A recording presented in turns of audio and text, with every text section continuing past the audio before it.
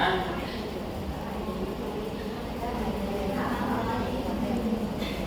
ได้ข่าวข่าวแรกข่าวแรกก็สูงแล้วด้านสุดท้ายเราไปเรียกหน้าหมอด้านด้านก็สิ่งสุดท้ายเนี่ยเข้าสู่ตรงนี้การแก้ตัวแล้ว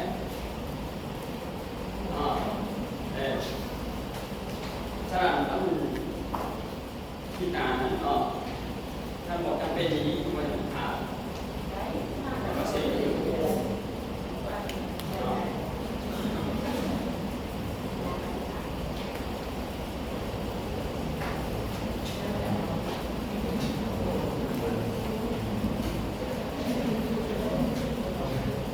บริเวณเข้าไปตัวไอ้พวกท่านนี่ถามเลยเด้อ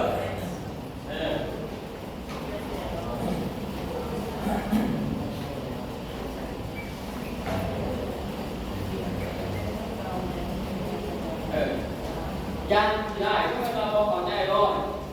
การขอใจ70-80%ไว้เพื่อหอดผิวสีก็หอดผิวสีให้เพื่อกัน50%หอดผิวสีเพื่อกัน50%วันนี้หอดผิวสีนะหอดสิบวันลูกสาวหาเรื่องกันแบบนี้แหละกรรมการมองมือ3คนเนี่ยว่าบดหลักตัวเลยชี้หัวบดยกยาวว่า1 2 3 4 5 6 7 8 9เชียบดูดิ1 2 3 4 5 6 7นี่ยกยาวว่าพอดีแบบนี้2วิธีเรื่องการบอใส่เยอะมันมีอันมากบอใส่เยอะถ้าผู้อยากใส่สมมติว่ามันใส่เย็ดศูนย์มีก้อนมองสมบัติหรือเขาใช้กับพวกนี้อย่างมันเพื่อเขาหาที่สิ่งเพื่อเขาใช้ถ้าโมมี่เขาใช้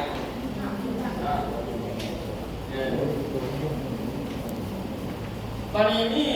การกระแทกเกิดขึ้นที่ตรงนี้เหรอ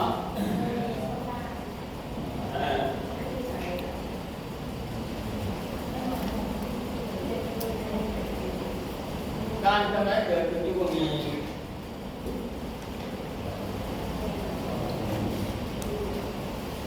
2 ด่านวันนี้2 ด่าน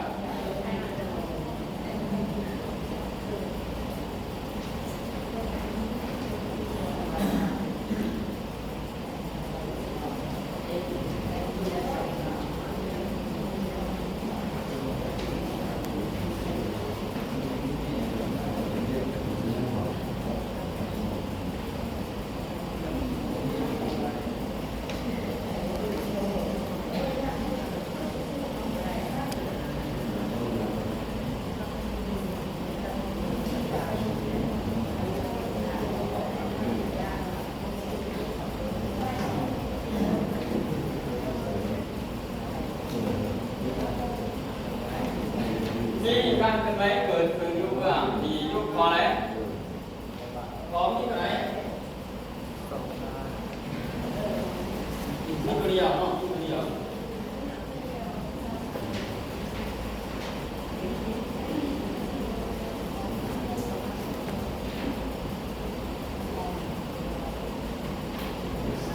อยู่ขอวันที่312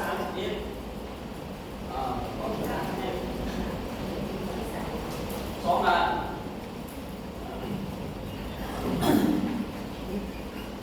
ที่เป็นที่ร่วมยอดการได้เบื้องนี้เข้า2 ด่านร่วมยอดการได้เบื้องนี้เข้ากับ0เล่นตาดีเข้ากับ2 ด่าน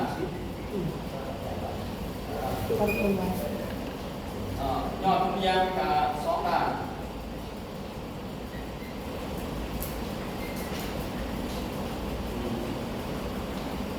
ตอนนี้ชอบนะเล่นตาที่จะไหนมันจะมีออกมาแล้วก็แค่ใช้เก่าเนาะเล่นตาเอาครับเนาะเป็นว่า0 บวก15 บนค่าบวก15 ค่าบวก2 ด่าน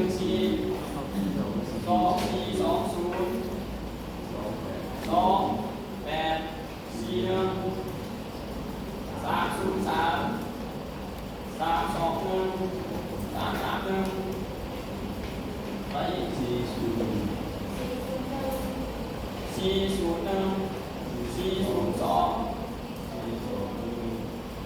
4 2 0 1 4 3 0 4 3 1 4 7 3 4 7 7 6 0 6 1เบอร์4 4 7 6 0 1 6 1 6 2 3 6 3 1 6 6 1 7 0 7มีอยู่24รายการประมาณนี้แล้วเอาเสียงประมาณ24รายการ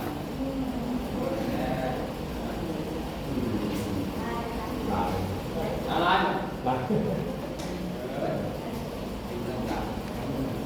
ร้านของนี้อย่างหนึ่งหมดเราอะไรร้านหมอเราสั่งสร้างรายการในเวลาคนไหนมันก็น้อยลงต่อ10 นาที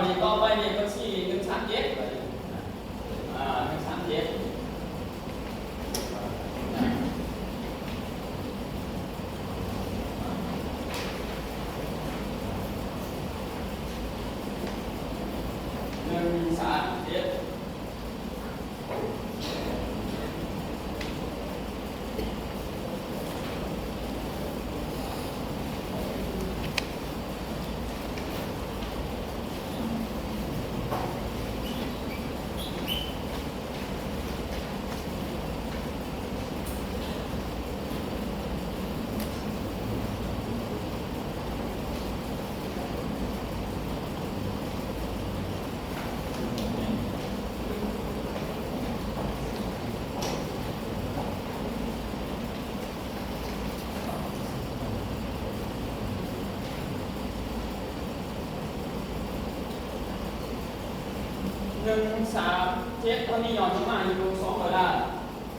ย้อนลงมาอยู่2ระดับ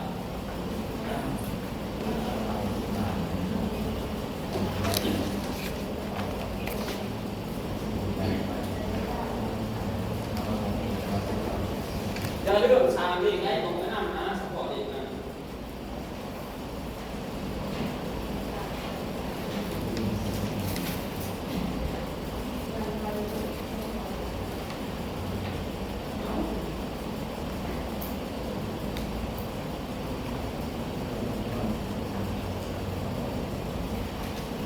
ตอนนี้นะครับต้องสื่อเข้ามาอีก200 ล้านอยู่ตรงนี้อยู่วันที่12 เดือนนี้เนาะ12 เดือนนี้ตรงนี้200 ล้าน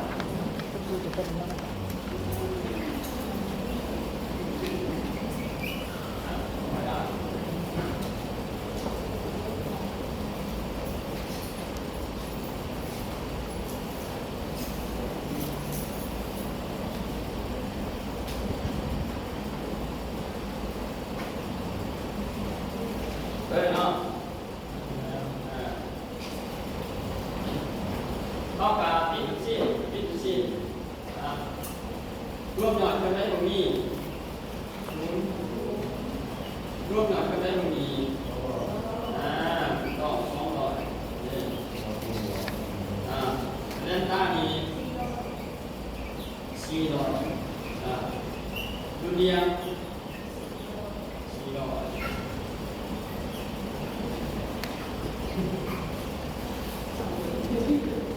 เดี๋ยวเขา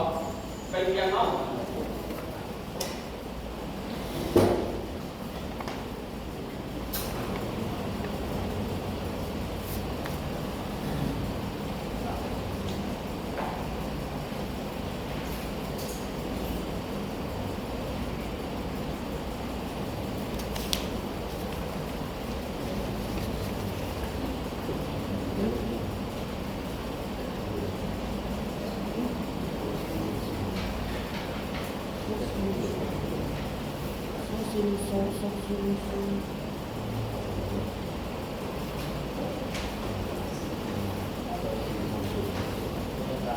บริจาค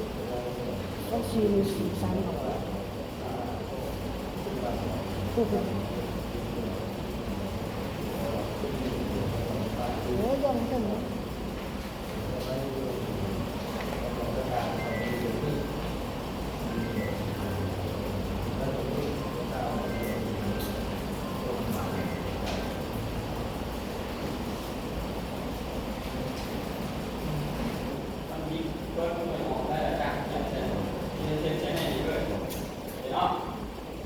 2 4 1 2ก่อนตอนนี้ย้อนลงมาอยู่ไหน100 ล้านอยู่ไหน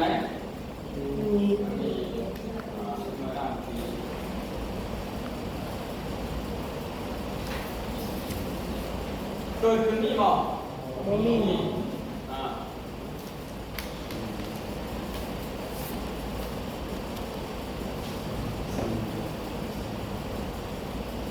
ตอนนั้นยอมด้วยเอาดูเตียงเหมือนอ่ะ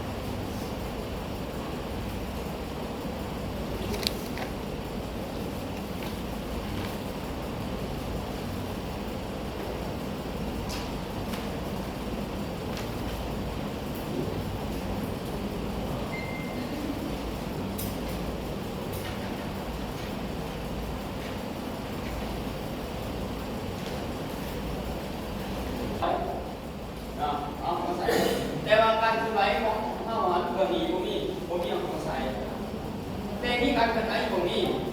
ตัวนี้เอามาจากใช้การเคลื่อนไหวการเคลื่อนไหวเนี่ยไปเอาลูกกลุ่มเงินชีพยาบ้านเด้อดูบอลแถวเขาเขียนว่าการเคลื่อนไหวแยกกันลงมาเอาอยู่หันในไปนั่งหาอยู่หันข้อสามดีในมีไปหาเฉพาะเด็กอ่ะตัวอย่างข้อสามเด็กชีหนึ่งศูนย์หนึ่งกาในไปหาเฉพาะเด็กชีหนึ่งศูนย์หนึ่งเห็นเพื่ออะไรเอาเขาเกิดนะเพื่อมีห้องมากๆเพื่อมีพวกนี้เอาเขาใส่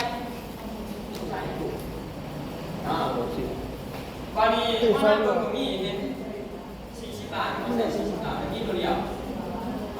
จากการทอดมือชิ้นเดือนเรากับปิดบัญชีประจำเดือนจากนั้นก็สรุปรวมหน่อยการเกิดไรแต่ว่าตัวนี้เป็นหน่อยมากสถานการณ์เกิดไรผมมีแสดงว่าเขาสูงมันผมมีเลยผมมีตัวผมมีกล่องวันนี้รวมหน่อยการเกิดไรผมมีตัวนี้ขีดกล้องไปว่าหน่อยมากตัวนี้ผมขีดกล้องไปว่าแรกการเกิดไรฉะนั้นรวมหน่อยการเกิดไรแสดงว่าในพวกเราตรงที่ผมขีดกล้องก็คือตัวนี้ผมมีอยู่40กล้องมาจากนั้นก็ต้องส่องหาหยอดเหลือเน้นตาหยอดเหลือเท่ากับหยอดมากบวกใน10 มากเพิ่มค่าบวกลบของ10 มากค่าลบฉะนั้นตัดที่ตัวนี้โอเคเดิมก็ให้หัวทรัพย์สินเป็นทรัพย์สินมุมใหญ่ทรัพย์สินเพิ่มตัวนี้แสดงว่าค่าบวกของมันเป็นตัวนี้ค่าลบของมันเป็นตัวนี้ฉะนั้นเอาหยอดอยู่มากบวกใน10 มากค่าบวกแล้วก็ลบของ10 มากเพิ่มค่าลบก็จะได้หยอดเหลือนี่แบ่งตามมานี่ถ้าแบ่งตามมานี่แล้วเราเขียนเขาชี้อย่างว่าเป็นแต่ตัวเองให้เขียนเพิ่มคงกันค่าเพื่อยังเพื่อตัวเดียวกันสิจากนั้นยอดเรียนแล้วเขาก็จะมีมากรวมใน10 มากเรื่องค่าบวกออกมาเรื่องที่2เท่ากับเป็นตาบวกใน10 มากเรื่องค่าลบก็เอา10 มากบวกกับ40เอา6ก่อนย้อนนี้100นี่100จากการทางเยี่ยมตามรับไปไปสี่หนึ่งนี่จะได้คือ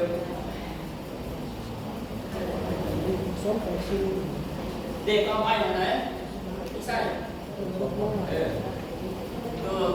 ต่อไป24241จากเด็กไหนเนี่ยนะเพื่อนไว้เป็นทางสมัย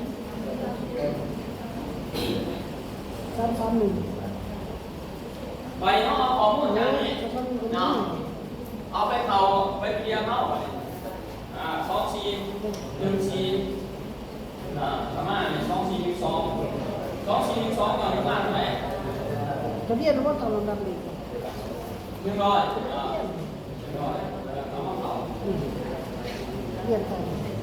เป็นไงครับเป็นหน่อย2412ยอดเท่าไหร่ตัวก็เลยมาเขา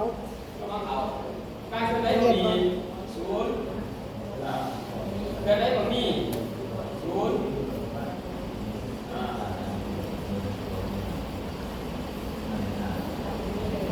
วันนี้2414ยอดประมาณ300การเคลื่อนไหวของมี0เคลื่อนไหวของมี0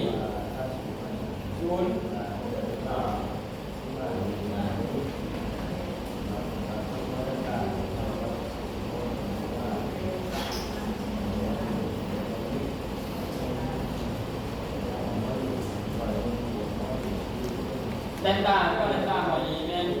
3 บอด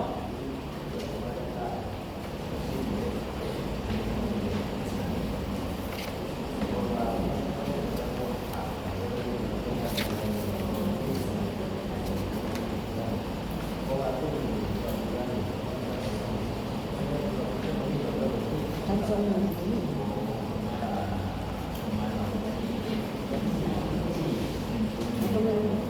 ่ใหญ่มาก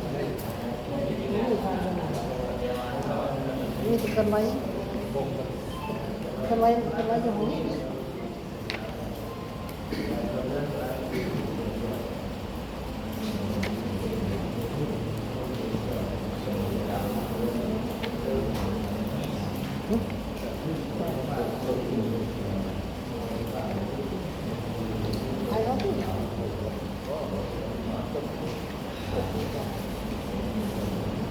นะมันก็ส่ง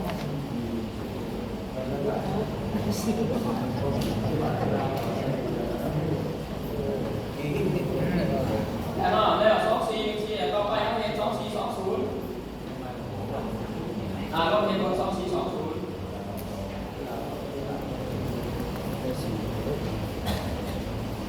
มี2420เกินเนาะเดี๋ยวมันสิเนี่ยอย่างเด็กของ2420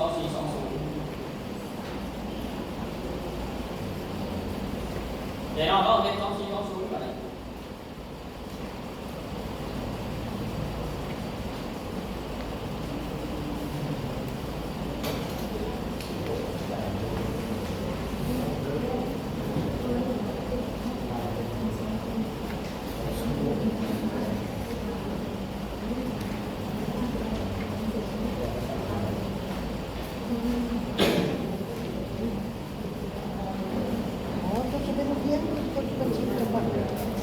เขาจะเอาไปดูว่า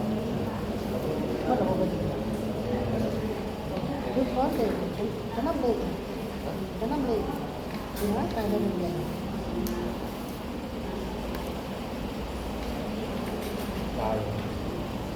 ไม่ใช่ส่งมาส่งมา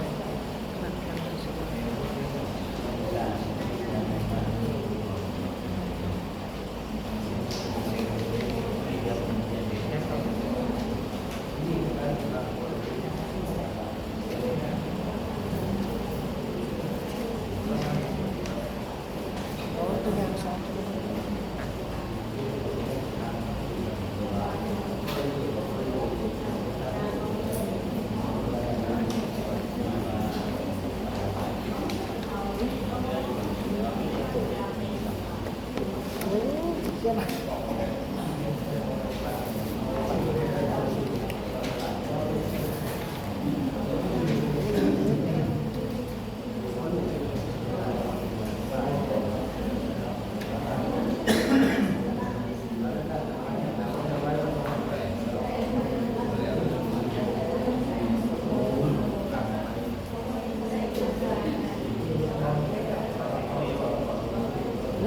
ก็ถือ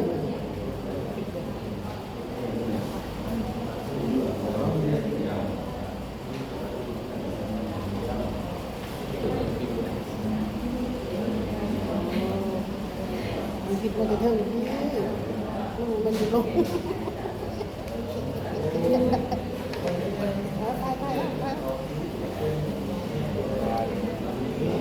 ก็ทำอะไรก็ทำ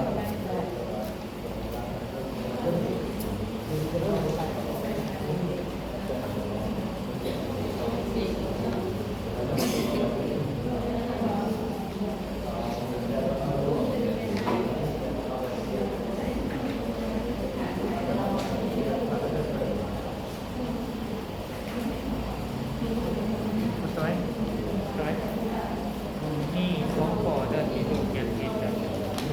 เนี่ย321นะครับ331กับ331เลยเจ้าทำอะไรน่ะทีนี้321กับ331ลงมาลงอีกเบื่อมาปวด